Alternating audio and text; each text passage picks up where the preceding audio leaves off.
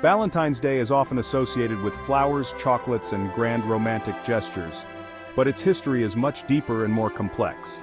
So, who was Saint Valentine and how did this celebration evolve into the commercialized holiday we know today? The legend of Saint Valentine.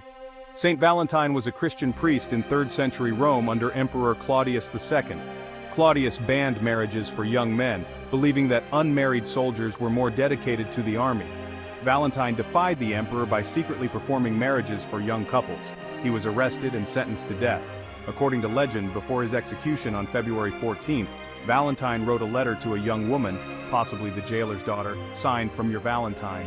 This phrase is still used in Valentine's cards today.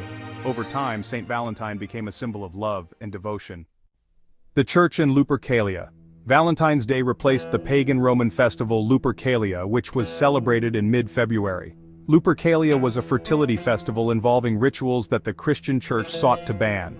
In 496 CE, Pope Gelasius I officially declared February 14th as Saint Valentine's Day. From religious day to romantic holiday. By the Middle Ages, Valentine's Day became associated with romantic love.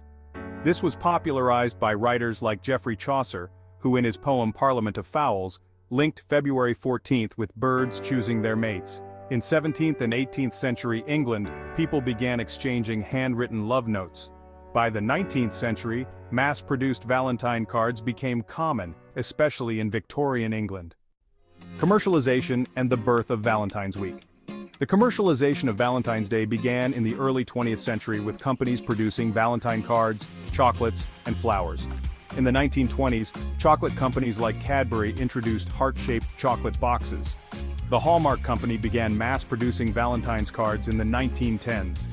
The concept of Valentine's Week, starting with Rose Day and ending with Valentine's Day, gained popularity in the late 20th century, driven by marketing campaigns in countries like the United States and India.